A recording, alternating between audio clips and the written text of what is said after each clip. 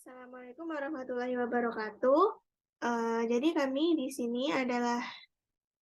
dari kelompok 10 akan mempresentasikan tugas sistem basis data dari modul 1 dan modul 2 dari studi kasus 2, yaitu bengkel. Pertama-tama, perkenalkan, saya Adina Cintia Nurlianti dari kelas sistem basis data D dengan sistem basis data C dengan NIM 222410102025 dari Prodi Teknologi Informasi. Selanjutnya teman saya. Perkenalkan, nama saya Firda Nugra Cahaying Tias dengan NIM 222410102030, Prodi Teknologi Informasi dari kelas Sistem Basis Data C. Perkenalkan, nama saya Natasha Rika Syafa Kamila dengan NIM 222410102060 dari Prodi Teknologi Informasi kelas Basis Data C. Oke, langsung saja kita akan membahas modul 1.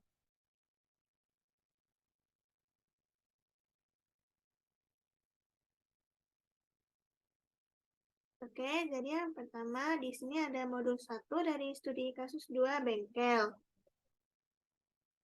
Oke, jadi ini merupakan soalnya, yaitu terdapat nota pembelian di sebuah bengkel. Next. Jadi, di modul 1 ini kita diperintahkan untuk mengidentifikasi entiti dan atribut. Oke. Yang pertama ada identifikasi entiti dan atribut. Yang pertama adalah entiti bengkel. Nah, sebelum itu, untuk mencari sebuah entiti, kita bisa melihat apa saja hal yang bisa dijadikan sebuah entiti dari soal yang berupa nota bon pembelian dari sebuah bengkel tersebut. Oke, yang pertama kita bisa lihat dari bon pembelian tersebut ada sebuah benda nyata, yaitu bengkel. Yang di mana isinya ada nama bengkel, ada nomor ID, ada alamat, dan juga call center. Nah, bengkel ini bisa kita jadikan sebuah entity dengan kategori benda nyata, di mana di entity bengkel akan menyimpan data dari nama bengkel tersebut. Jadi, setiap cabang bengkel dimasukkan ke dalam entity bengkel. Yang selanjutnya yaitu mengapa bengkel ini dijadikan sebagai sebuah entity? Karena saat kita melakukan servis, kita kan harus menyantumkan nama dari bengkelnya, nama dari cabang bengkelnya, di mana alamatnya, begitu. Kemudian ada atribut dari entity bengkel. Atribut dari entity bengkel ini sendiri terdiri atas ID bengkel. Kita bisa menggunakan nama Ahas 06488.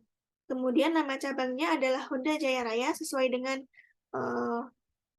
contoh yang ada di bon pembelian nota bengkel. Entiti berikutnya yaitu ada alamatnya yang terletak di Jatimulya, Bekasi Timur. Lalu ada call centernya, call center bengkel yaitu 021824326162. Yang selanjutnya yaitu keterangan. Atribut pegawai tidak perlu ditambahkan dalam entiti bengkel. Nah, sebenarnya ketika kita memilih entiti bengkel, maka kita harus memasukkan nama orang yang bekerja pada bengkel. Tetapi kita tidak perlu memasukkan atributnya ke entiti bengkel ini karena data pegawai tersebut akan dijadikan sebagai entiti sendiri. Sebelum itu, jika kita memasukkan data pegawai ke dalam entity bengkel, data tersebut akan menjadi multi value. Makanya data pegawai dijadikan entity tersendiri. Dan untuk entity selanjutnya yaitu entity barang. Nah, dalam bon pemilihan ini kita bisa melihat ada oil top 1000 cc dan juga engine tune up. Nah, kedua hal tersebut dapat menjadi entity yang termasuk dalam kategori benda nyata untuk menyimpan data-data barang.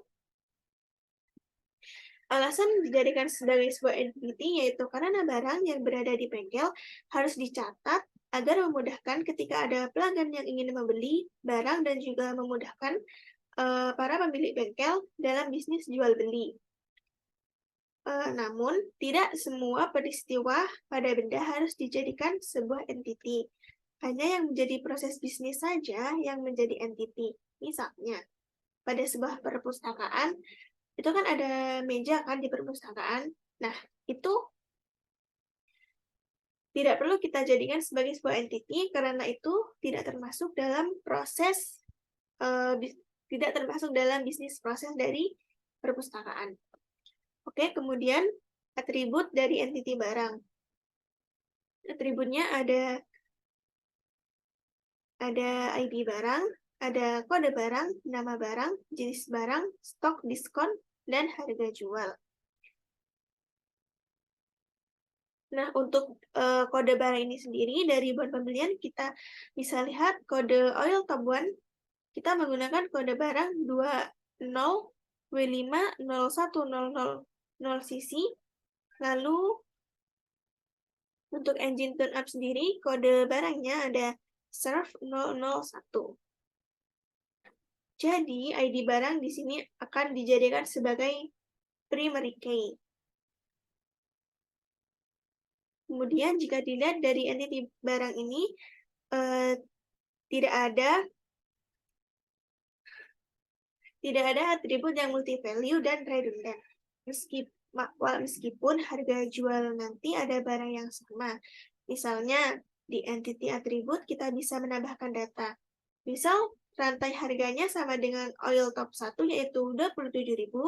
Hal itu tidak akan menjadi data yang redundan karena ketika harga rantai kita ubah menjadi 21.000, maka harga oli tidak akan berubah. Dan juga misalnya terjadi pada stok ya, itu juga tidak akan menjadi redundan. Misalnya, untuk oli top 1 memiliki 30 stok, dan rantai 30 stok, ketika kita mengubah stok oli top 1 itu, maka stok rantai tidak akan berubah. Oke, next.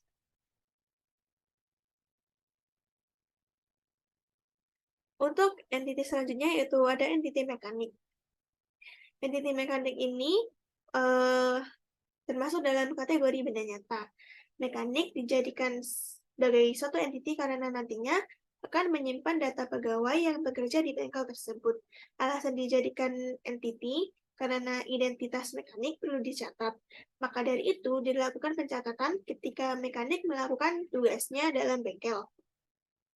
Selanjutnya, atribut dalam entity ini ada ID mekanik, kemudian ada nama mekaniknya, ada alamat dari mekanik, ada tahun masuk, dan juga ada nomor HP.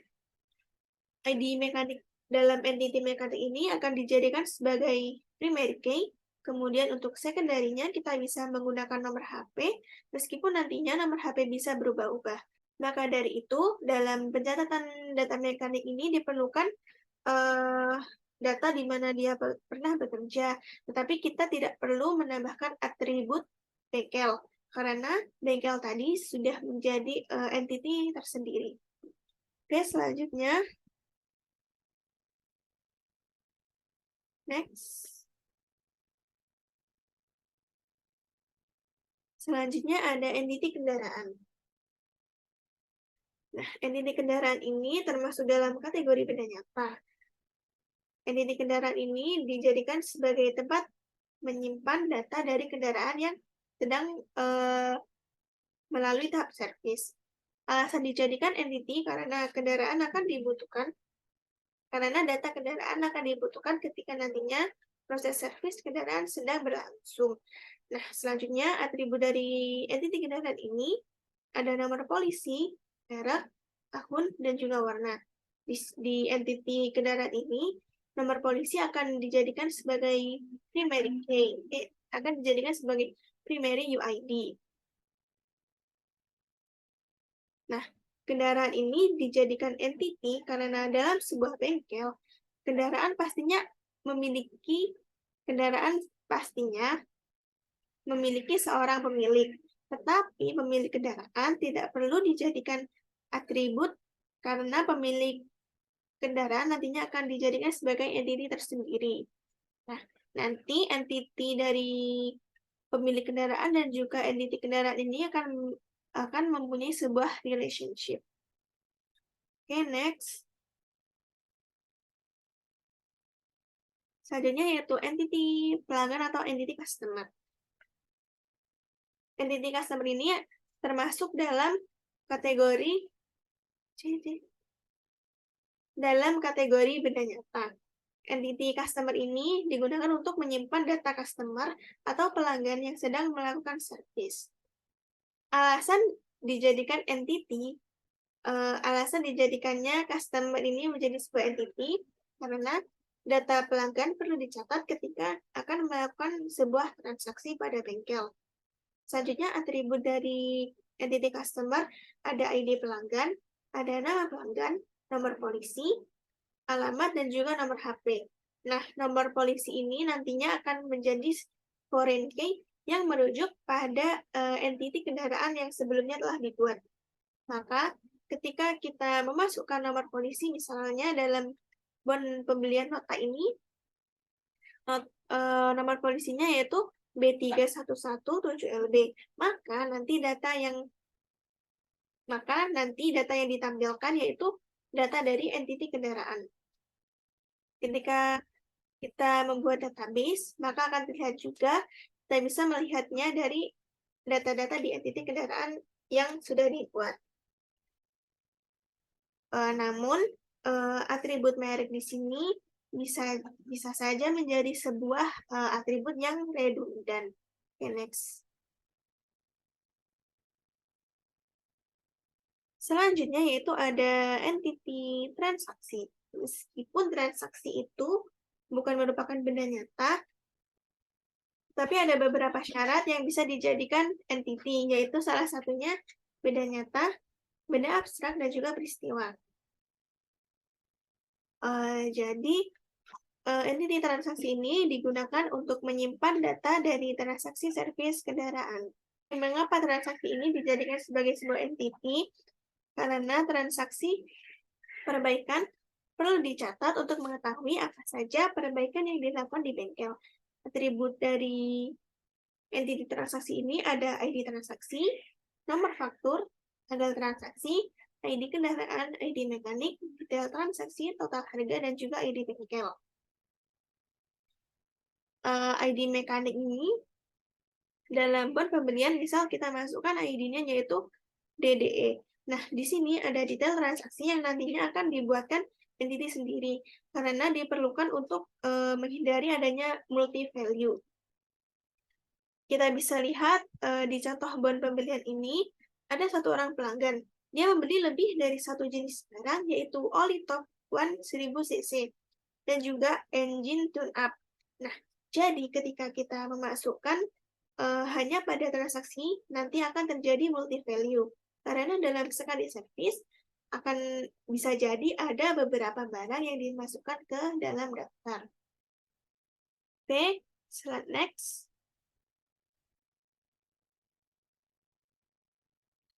Entity selanjutnya ada entity detail transaksi.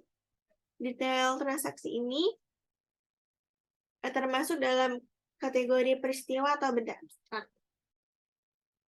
Entity detail transaksi digunakan untuk menyimpan data dari barang apa saja yang dibeli ketika customer melakukan servis. Mengapa detail transaksi ini dijadikan sebagai sebuah entity? Karena detail transaksi ini dibutuhkan untuk mencegah terjadinya multi-value pada entity transaksi yang sebelumnya telah dibuat dan agar lebih memberi detail mengenai proses transaksi yang ada. Selanjutnya, atribut dari detail transaksi ini ada ID detail transaksi yang nantinya akan ditaruh di entity transaksi. Maka dari itu, ID detail transaksi ini akan menjadi foreign key untuk entity transaksi. Atribut selanjutnya ada ID barang, Ada jumlah barang dan juga ada total. Jumlah barang di sini adalah jumlah barang yang dibeli. Untuk harganya nanti di sini akan dilihat di entity barang ketika kita akan memasukkan kode barang atau ID barang. Oke, next.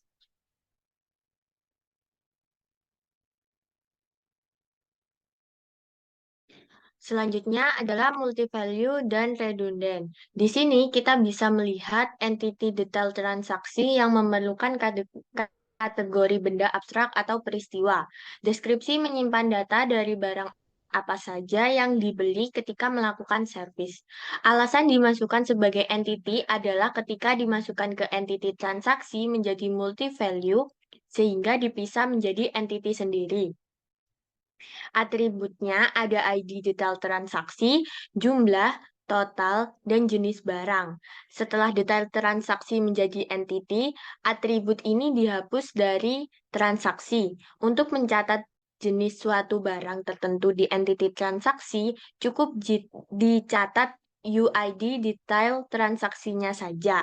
Misal, ID transaksinya adalah D001. Di detail transaksi, kita masukkan titik 001 saja. Kemudian ada nama entity yaitu jenis benda. Maaf, maksud saya jenis barang. Kategorinya adalah barang benda abstrak. Gunanya untuk menyimpan data dari jenis barang. Misal, oli top one. Tadi kan oli yang dijual di bengkel itu tidak hanya bernama oli top one saja mereknya. Misal ada oli AHM dan juga oli yang lainnya. Maka dari itu akan dimasukkan ke dalam suatu jenis, yaitu jenis oli dengan menggunakan kode yang ada tadi. Alasan dimasukkan sebagai entity karena ketika dimasukkan ke entity benda menjadi multi-value sehingga dipisah menjadi entity sendiri. Atribut yang ada yaitu ID jenis barang dan juga nama. Setelah jenis barang menjadi entity, atribut ini dihapus dari barang. Untuk mencatat jenis suatu barang tertentu di entity barang, cukup dicatat UID jenis barangnya saja. Ada entity merek, kategorinya adalah benda abstrak. Gunanya untuk menyimpan data merek dari kendaraan. Alasan tidak dimasukkan sebagai entity karena ketika dimasukkan ke entity, kendaraan menjadi redundant, sehingga dipisah menjadi entity sendiri. Atributnya ada ID merek dan nama merek. Setelah merek menjadi entity, atribut ini dihapus dari kendaraan untuk mencatat data merek di entity kendaraan. Cukup dicatat UID mereknya saja.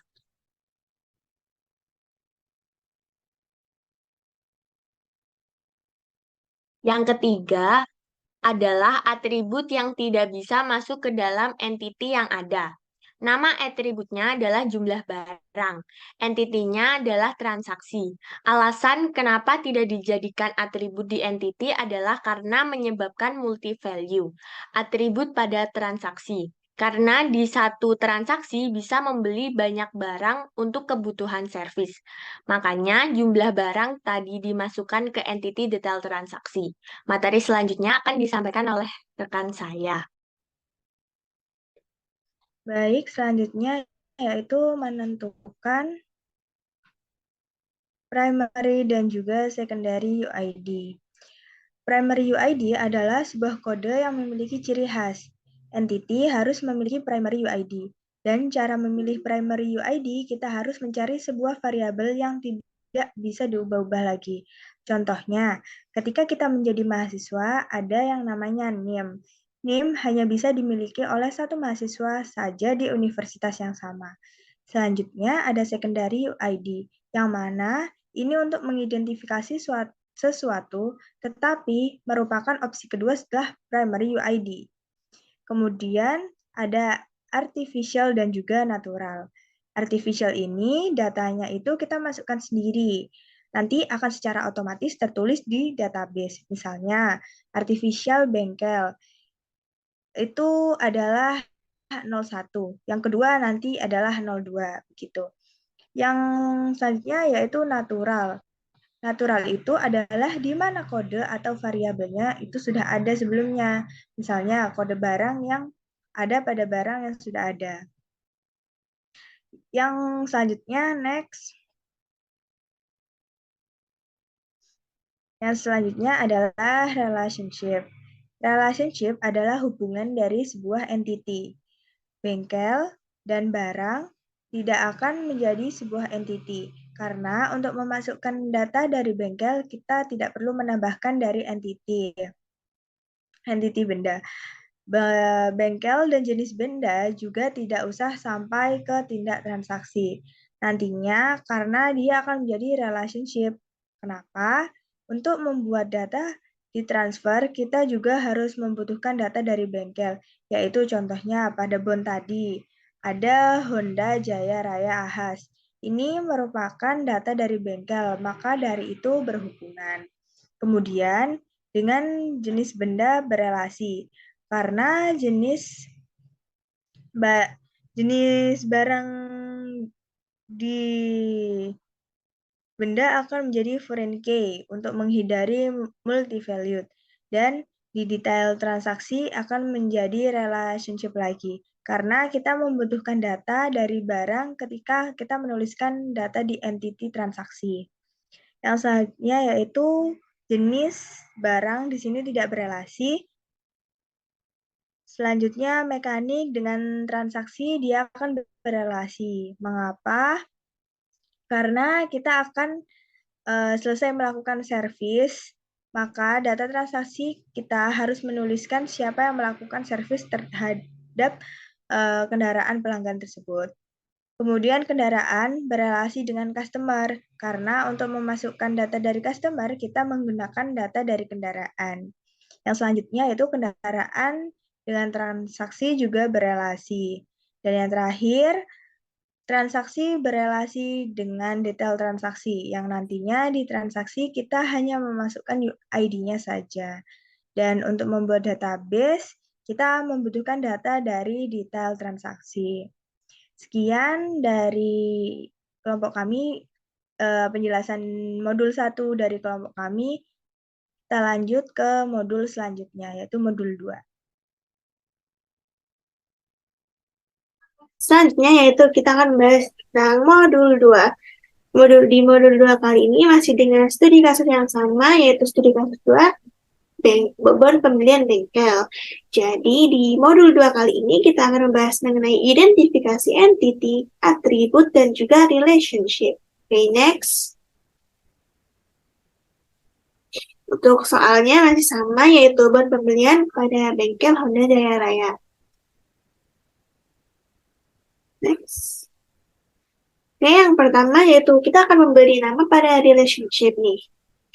Jadi pada tabel ini saya akan menjelaskan mengenai apa yang dimaksud di mana entiti barang dengan jenis barang itu berelasi, di mana barang membuat jenis barang. Nah, nantinya pada titik barang akan ada data jenis barang.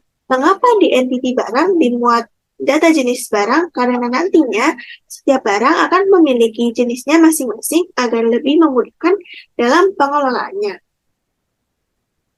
Kemudian ada barang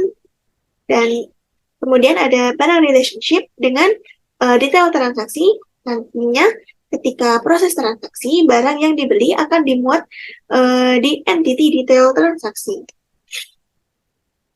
Lalu jenis barang yang merupakan bagian dari barang yang sudah dijelaskan tadi.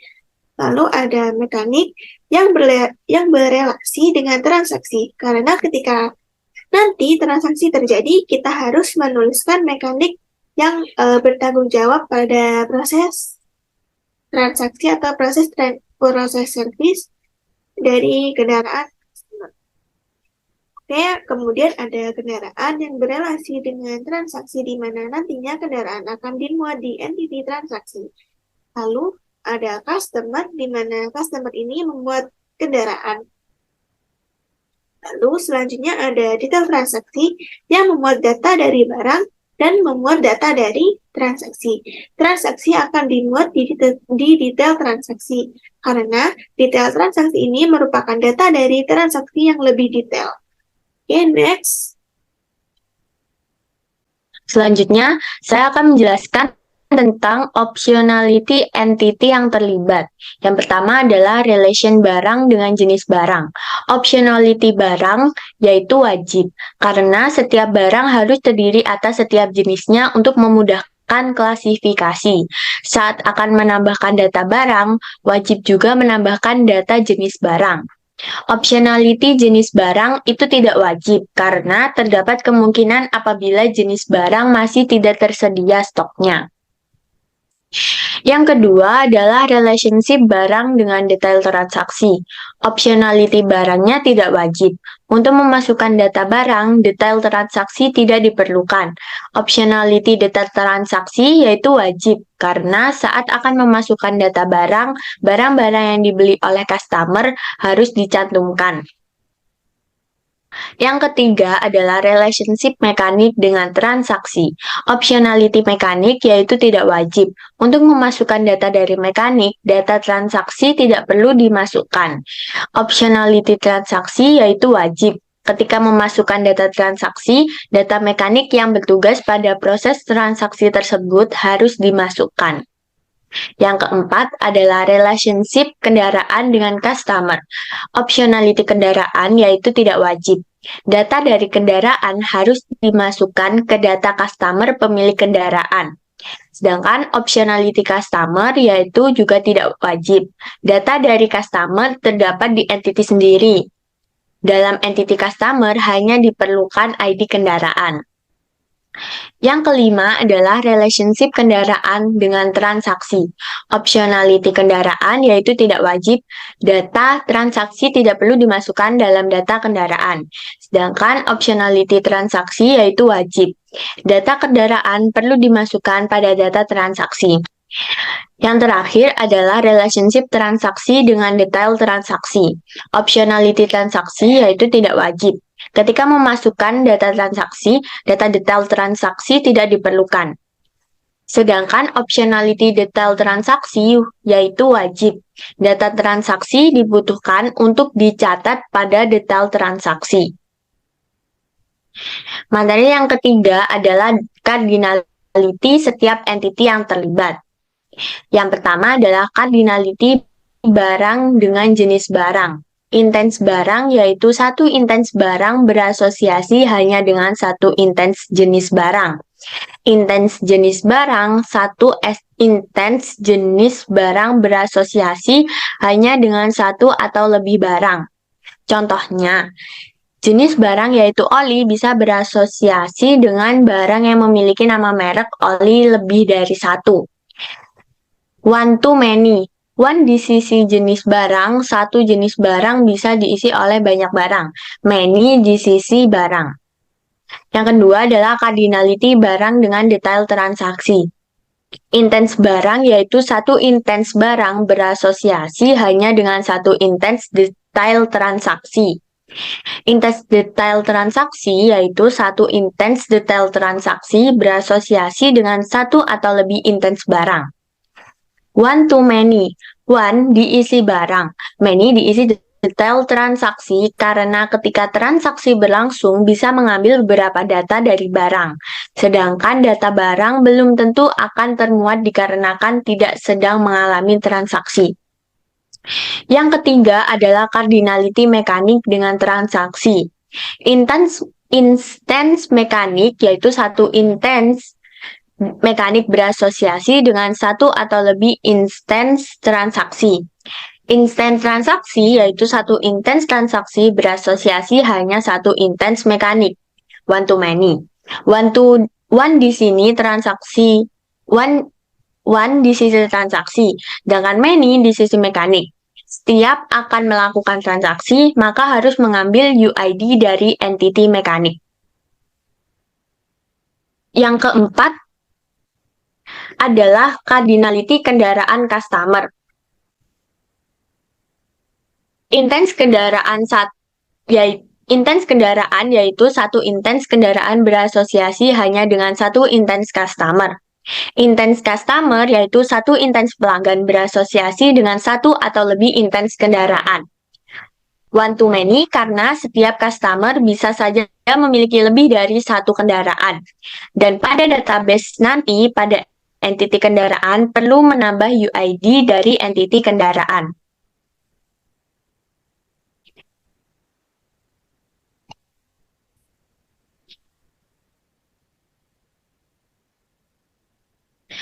Yang kelima adalah cardinality kendaraan dengan transaksi. Intens kendaraan yaitu satu intens kendaraan berasosiasi hanya dengan satu intens transaksi. Intens detail transaksi yaitu satu intens detail transaksi berasosiasi dengan satu intens kendaraan. One-to-one yaitu setiap detail transaksi pastinya hanya akan memuat satu data dari entity kendaraan. Sedangkan kendaraan yang lainnya akan dimuat pada entity detail transaksi yang berbeda. Dan yang terakhir adalah cardinality transaksi dengan detail transaksi. Intens transaksi yaitu satu intens transaksi berasosiasi dengan satu intens detail transaksi. Intens detail transaksi yaitu satu intens detail transaksi berasosiasi dengan banyak intens transaksi. Dan yang terakhir adalah one to many, one di sisi transaksi, sedangkan many di sisi mekanik. Setiap akan melakukan transaksi, maka harus mengambil UID dari entity. Materi selanjutnya akan dijelaskan oleh teman saya. Oke, baik. Yang selanjutnya adalah IRD. Ya, ini adalah IRD yang kami buat. Yang pertama adalah barang primary UID adalah ID barang, kode barang, kemudian dimuat di detail transaksi dan juga detail transaksi memuat barang. One di sisi barang dan many di sisi barang karena satu jenis barang bisa dimasukkan di berbagai data barang. Lalu ada kendaraan dengan customer adalah one to one. Kendaraan dimuat di data customer. Data customer memuat data kendaraan. Selanjutnya, kendaraan dengan transaksi adalah one to many, di mana kendaraan dimuat di transaksi memuat data kendaraan. Kemudian mekanik dengan transaksi.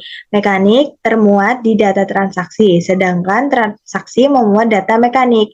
Selanjutnya ada detail transaksi dan transaksi, di mana detail transaksi memuat data dari transaksi dan transaksi dimuat di detail transaksi. Yang kelima adalah next.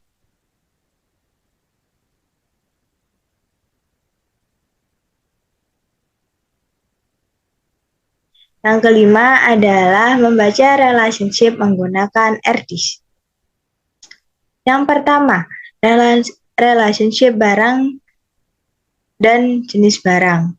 Barang, setiap satu barang harus dan hanya memiliki satu jenis barang.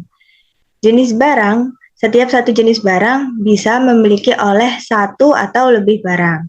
Yang B adalah relationship barang dan juga detail transaksi.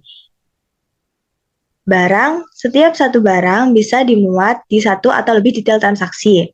Dan detail transaksi, setiap satu intens detail transaksi hanya dapat memuat satu barang. Yang selanjutnya, relationship mekanik dan juga transaksi. Mekanik, setiap satu mekanik bisa dimuat di satu atau lebih data transaksi. Transaksi, satu data transaksi hanya bisa memuat satu data mekanik. Relationship kendaraan dan customer. Kendaraan, di setiap satu kendaraan harus dan hanya memiliki satu pemilik atau satu customer saja. Sedangkan customer, setiap satu customer bisa memiliki satu atau lebih kendaraan. Next. Lanjut, relationship kendaraan dan juga transaksi. Sini kendaraan, setiap satu kendaraan harus dan hanya berada pada satu transaksi. Sedangkan transaksi hanya akan memuat satu kendaraan. Dan yang terakhir adalah relationship transaksi dan juga detail transaksi, di mana setiap satu transaksi bisa dimuat di beberapa detail transaksi. Detail transaksi, setiap satu detail transaksi hanya dan bisa memuat satu tanggal transaksi saja. Sekian penjelasan dari kelompok kami tentang modul 2. Mohon maaf apabila ada salah kata. Wassalamualaikum warahmatullahi wabarakatuh.